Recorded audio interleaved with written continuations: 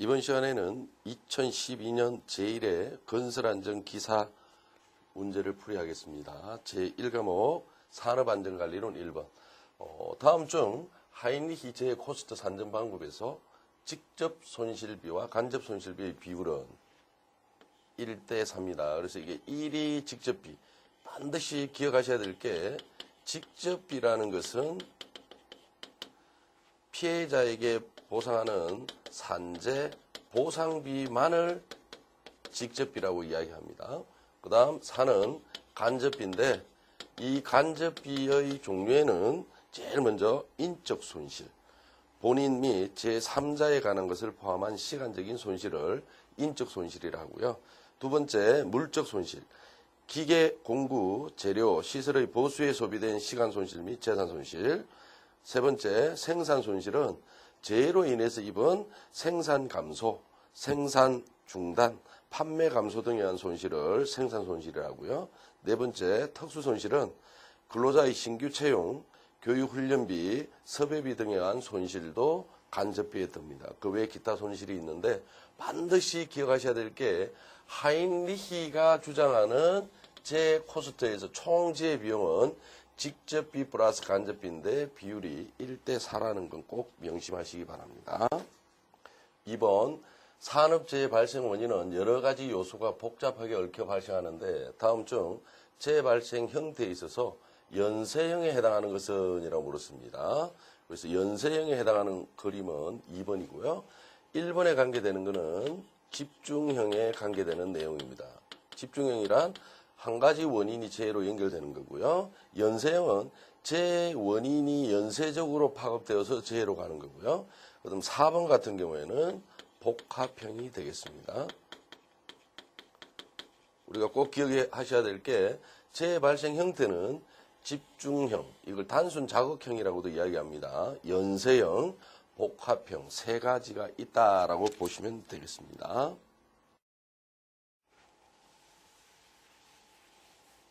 다음 위험 예지 훈련 4라운드에서 실시하는 브레인스토밍 4원칙을 얘기하고 있습니다. 그래서 브레인스토밍 4원칙은 타인의 의견에 대해서 비평하지 않는다. 이게 비평 금지에 관계되는 내용입니다. 비평 금지. 타인의 의견을 수정하여 발언한답니다. 그래서 이걸 수정해서 발언할 수도 있다라는 거죠. 그래서 발언하지 않는다 했기 때문에 잘못된 거고요. 한 사람이 많은 발언을 할 수 있다. 이거를 대량 발언이라고 얘기를 합니다. 대량 발언. 의견에 대한 발언은 자유롭게 한다. 자유분방. 이 네 가지 내용이 브레인스토밍 4원칙이라고 얘기를 합니다. 타이틀만큼은 반드시 암기하시기 바랍니다. 다음 중 아담스의 재연쇄 이론에서 작전적 에러로 정의한 것은 이라고 되어 있는데요. 이 아담스의 재연쇄 이론은 5단계입니다. 그래서 꼭 기억하고 계셔야 되는 게 1단계는 관리 구조입니다. 2단계는 작전적 에러. 3단계는 전술적 에러. 4단계는 사고. 5단계가 상해 또는 손해. 상해 또는 손해. 먼저 이 5단계를 반드시 암기하셔야 됩니다.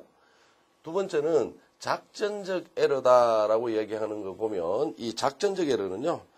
관리자나 감독자에 의해서 만들어지는 겁니다. 그래서 관리자나 감독자에 의해서 만들어지는 행동이 작전적 에러라면 우리는 꼭 기억하셔야 될 게 전술적 에러는 불안전 상태와 불안전 행동에 의해서 이루어지는 것이 전술적인 에러다. 그래서 아담스의 재연쇄 이론에서는 5단계와 작전적 에러와 전술적 에러 외우실 때도 2단계, 3단계가 작전이다 정도만 아시면 다른 문제 답을 찾아내는데도 도움이 많이 되리라고 봅니다.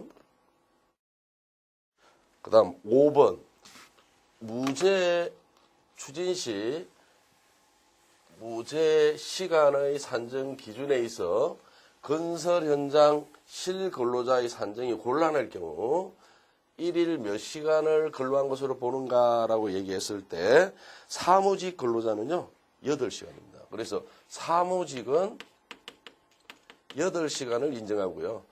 그 다음 10시간을 인정하는 게 건설 현장 근로자입니다. 무죄의 시간을 산정함에 있어서 사무직 종사 근로자는 1일 8시간만 인정하고요. 그 다음 건설 현장 근로자는 실근로시간이 들어가는데 실근로시간 산정이 곤란할 경우만 1일 10시간을 인정한다라고 보시면 되겠습니다. 6번은 다음 중 산업안전보건법상 안전관리자가 수행해야 할 직무가 아닌 것은, 이런 문제는요 안전관리자가 수행한다라고 이야기하면요 거의 대부분 문제 보기에 보건관리자가 수행해야 될 업무가 나옵니다. 그래서 보건관리자가 해야 될 업무는 직업성 질환 발생의 원인 조사 및 대책 수립, 이거는 건강에 관계되는 거죠. 그래서 건강에 관계되는 것은 보건관리자가 해야 될 일이다라고 보시면 되겠고요. 7번은 다음 중 산업안전보건법에 따라 안전보건 진단을 받아, 우리가 보통 보면 이 진단이라는 말은 외부 전문가가 수행하는 것을 이야기합니다. 그래서 안전보건 개선 계획 수립 제출을 명할 수 있는 사업장은 두 가지로 구분을 지어놔야 돼요. 안전보건 개선 계획 제출 수립을 명받는 사업장과 두 번째는 그 명받는 사업장보다도 더 중대 사업장, 중대재해가 많이 일어나는 거는 너네들은 못 믿을 테니까 외부 전문기관을 불러서 원인을 밝히고 대책을 세워서 내라. 이게 이겁니다. 그래서 제일 먼저 작업 환경이 불량한 사업장은 진단을 받아 제출해야 될 사업장에는 들지 않습니다. 두 번째, 직업병에 걸린 사람이 연간 3명 이상.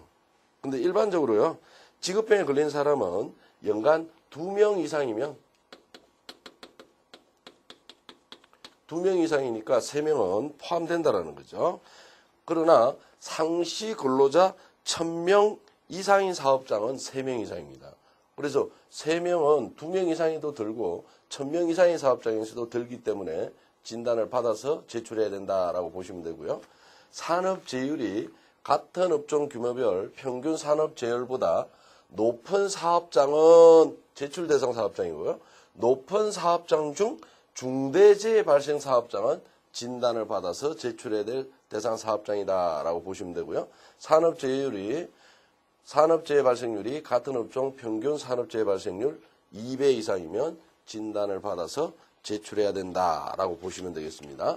그래서 진단을 받아서 제출해야 될 대상 사업장은 이런 것들이 있고, 그 외에도 작업환경 불량, 화재, 폭발 또는 누출, 사고 등으로 환경이 불량한 사업장은 제출 대상 사업장이고요. 진단을 받는 것은 이 사업장 중에서 사회적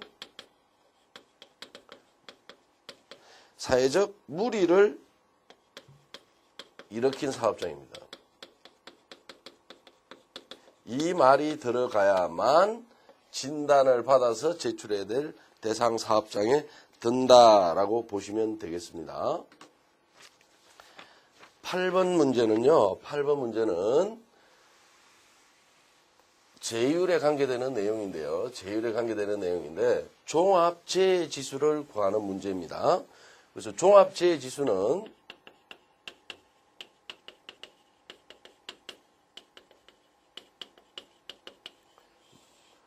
강도율 곱하기 도수율을 뭐 다른 말로 빈도율이라고도 얘기합니다. 근데 여기는 도수율이 9라고 주어졌고요. 강도율이 없으므로 제일 먼저 구해줘야 될 게 강도율입니다. 강도율은 연걸로 총시간 수분어, 연걸로 총시간 수분어, 근로 손실 일수 곱하기 10의 3승입니다. 그래서 연간 1000시간 근로할 동안에 재해로 인하여 입을 수 있는 근로 손실 일수를 뜻하는데요. 여기에서는 주어진 조건은 근로자 500명이 1일 8시간씩 300일을 일을 합니다. 그러니까 1인당 2400시간을 일을 한다고 보고요. 그 다음에 근로손실 일수가 1200으로 딱 주어졌습니다. 거기에 10의 3승을 하면 이 값이 얼마가 나오느냐면 1이 나옵니다. 1. 그러므로 여기에 그대로 넣어주면 강도율이 1이고 도수율이 9라면 이거는 3이 나오겠네요. 그래서 답은 4번이 되어지겠습니다. 그 다음 9번 산업안전보건법상 안전보건 표지의 종류에 있어서 인화성 물질 경고에 사용되는 표시 색채 기준은 이라고 물었습니다. 그래서 인화성 경고 표시는 바탕은 무색, 기본 모형은 주로 인화성 물질 경고는 바탕은 무색, 기본 모형은 빨간색입니다. 우리 경고 표지에는 바탕이 노랑, 기본 모형이나 관련 보호미 그림은 검은색도 있지만 일반적으로 인화성 물질이나 이런 것들 위험물에 관계되는 내용은 빨간색으로 표현을 한다라고 보시면 되겠습니다. 그래서 우리 경고 표시는요. 바탕은 노란, 기본 모형, 관련 보호미 그림은 검은색인데 인화성 물질 경고 표시나 산화성 물질 경고 표시, 폭발성 물질 경고, 급성 독성 물질 경고, 부식성 물질 경고, 발암성, 변이현성, 생식 독성, 전신 독성, 호흡기 감인성 물질의 경고는 이 내용을 따릅니다. 일반적인 것은 이거예요. 일반적인 거는. 그래서 위험물에 관한 경고는 이걸 갖고요. 바탕이 흰색이고 기본 모형 및 관련 보호가 녹색인 것은 안내입니다. 안내고요. 안내는 이게 바뀔 수도 있습니다. 바탕이 녹색이라면 기본 모형이나 관련 보호는 흰색으로 하는 것도 안내 표시입니다. 바탕은 흰색, 기본 모형은 노란색, 관련 보호는 그림은 검은색 이런 거는 없습니다. 그래서 여기에서는 안내나 경고 표시에 관한 색상밖에 없네요. 그 다음 중 합의 3E, 3E라는 것은 엔지니어링, 에듀케이션, 인포스먼트 그렇게 이야기하는 거니까 에코노미 이거는 관계가 없겠죠. 그래서 이거는 답 보시면 될 것 같고요. 11번에서는 다음 산업안전보건법상 건설업의 경우 공사 금액이 얼마 이상인 사업장에 안전보건위원회를 두느냐라고 이야기하는데요. 이 안전보건위원회는요. 전담안전관리자를 두는 장소에 둔다라고 보면 되니까 건설공사는 120억, 토목공사는 150억이다. 이렇게 두 개를 구분지어서 알고 계셔야만 합니다. 그리고 이 안전보건위원회는요. 상시 근로자 100인 이상을 사용하는 사업장에는 의무적으로 두도록 하고 있습니다. 일반적인 게. 그 외에도 300인 이상 사업장 또는 50인 이상 사업장에도 두는 예외적인 규정은 있지만 그런 거는 참고로 보시면 될 것 같고요. 12번. 다음 중 안전점검 기준 작성 시 유의사항으로 적절하지 않는 것은 점검 대상물의 위험도를 고려한다. 두 번째, 점검 대상물의 과거 사고 경력을 참작하고요. 세 번째, 점검 대상물의 기능적 특성을 충분히 감안하고 네 번째, 점검자의 기능 수준보다 최고의 기술적 수준을 우선으로 하여 원칙적인 기준 조항에 준수하도록 한다라고 되어 있는데 이 점검자의 기술적인 수준과 점검자의 기능이 적합하도록 점검 한계를 적절히 설정합니다. 그래서 이 내용이 틀렸죠. 그래서 답은 4번이다 라고 보시면 될 것 같고요. 재예방을 위한 대책 중 기술적 대책에 해당되지 않는 것은 이라고 이야기했습니다. 이 기술적 대책은요, 안전설계 기술적 대책이 되겠습니다. 이게 안전설계 기술적 대책. 점검보존의 확립은요, 점검보존의 확립도 기술적 대책. 환경설비의 개선도 기술이 있어야 개선할 수 있겠죠. 이것도 기술, 이건데요. 안전수칙의 준수는 관리적 대책에 듭니다. 통제하는 거니까요. 관리적 대책이다. 그래서 4번이 답이다 라고 보시면 될 것 같고요. 14번은 다음 중 시설물의 안전관리에 관한 특별법입니다. 산업안전보건법이 아니에요.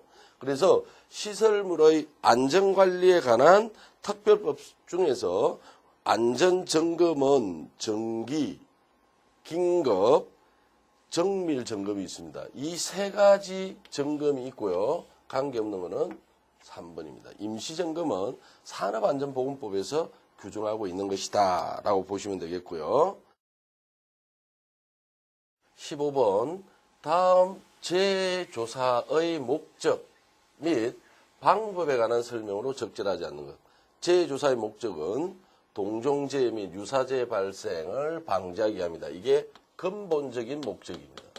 근본적 목적이다. 두 번째, 재조사의 1차적인 목표는 재해로 인한 손실 금액을 추정하는 데 있다라고 되어 있는데, 추정하는 것이 아니라 동종재해, 유사재해 발생을 방지하기 위해서 1차적인 목표는 원인을 밝히는 게 있겠죠. 원인 조사. 1차적인 목표는 원인 조사다. 원인 조사. 이 원인이 조사돼야 그와 같은 원인을 제거함으로 인해서 동종재해나 유사재해 발생을 방지하기 위함이다. 그래서 손실 금액을 추정하는 데 있다. 이건 아무런 상관이 없고요. 재해 조사는 현장 보존에 유의하면서 재해 발생 직후에, 왜 재해 발생 직후에 해야 되느냐면 증거가 보존될 수 있는 시기가 이거거든요. 네 번째, 피해자, 목격자 등 많은 사람으로부터 사고 시의 상황을 수집해야 원인을 정확하게 파악할 수가 있다라고 보시면 되겠고요. 16번.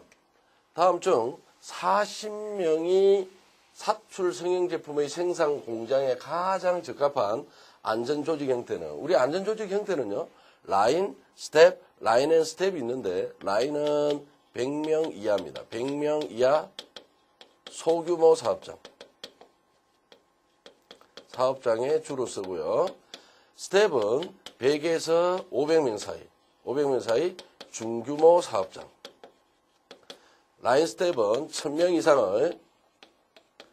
이상의 대규모 사업장이다 라고 얘기를 합니다. 일반적으로 이야기할 때 100명에서 500명, 100명에서 1000명 다 맞는 말로 기억하고 계시면 되고요. 여기에서는 40명이니까 당연히 라인형 조직이 되어져야만 하겠죠. 17번. 다음 중 산업안전보건법에 따라 해당 공사를 위하여 개정된 산업안전보건관리비의 사용 명세서는 공사 종료 후 얼마 동안 보존하느냐. 안전보건관리비는요, 1년 동안 보관을 합니다. 그래서 이 안전보건관리비는 절대 다른 타 용도로 사용해서도 안 됩니다. 그래서 명세서를 작성하고 공사 종료 후 1년 동안 보관해야 된다 정도는, 이거는 단순 암기니까 외우시면 될 것 같고요. 18번. 산업안전보건법상 건설 현장에 사용하는 리프트, 곤돌라는 최초 설치한 날로부터 몇 개월 만에 안전검사를 실시해야 되느냐? 6개월마다입니다. 건설공사에서는. 그래서 참고로 안전검사 주기는요, 크레인, 리프트, 곤돌라는 사업장의 설치가 끝난 날로부터 3년 이내 최초 안전검사를 실시하되 그 이후부터는 매년 6개월마다 하는데요. 건설 현장에 매년 2년마다 하는데요. 자, 여기에서 봐놔줘야 될 거는 한번 봅시다. 크레인, 리프트, 곤돌라는 설치한 날로부터 최초 3년, 그 다음부터는 2년 이렇게 이야기하는데 건설업에 설치하는 이런 것들은 6개월마다 한다. 그렇게 여러분이 봐놔주면 되겠고요. 그 다음 그 밖에 위험기계기구는 사업장의 설치가 끝난 날로부터 3년 이내에 최초 안전검사를 하고요. 그 이후부터 매 2년마다 꼭 기억해 놔줘야 될 게 공정안전보고서 제출을 제출해서 확인받은 압력용기는 4년마다 한다더라 정도도 되셔야 됩니다. 꼭 기억하셔야 돼요. 공정안전보고서를 제출해서 확인을 받은 압력용기는 4년마다다. 그렇게 기억하시기 바랍니다. 19번 다음 재해사례 분석 내용으로 옳은 것은 작업자가 벽돌을 손으로 운반하던 중 떨어뜨려 벽돌이 발등을 부딪혀 발을 다쳤습니다. 물건이 내려와서 사람을 때리는 경우를 낙하라는 말을 씁니다. 그래서 제 형태, 즉 사고 이용은 낙하고요. 긴 물은 사고를 일으킨 원인을 제공한 물이고 가해물은 사람을 다치게 한 원인을 제공한 물을 가해물이라고 얘기를 합니다. 그래서 이거는 벽돌을 손으로 운반하다, 뭘 운반하다가 벽돌을. 그래서 긴 물이 벽돌이 될 거예요. 또 벽돌이 발등을 때렸죠. 가해물도 벽돌이 될 거니까 꼭 기억해야 될 게 낙하라는 거는 위에서 아래로 떨어지는 거고요. 물건이 옆에서 날아와서 때리는 거는 비례라고 얘기합니다.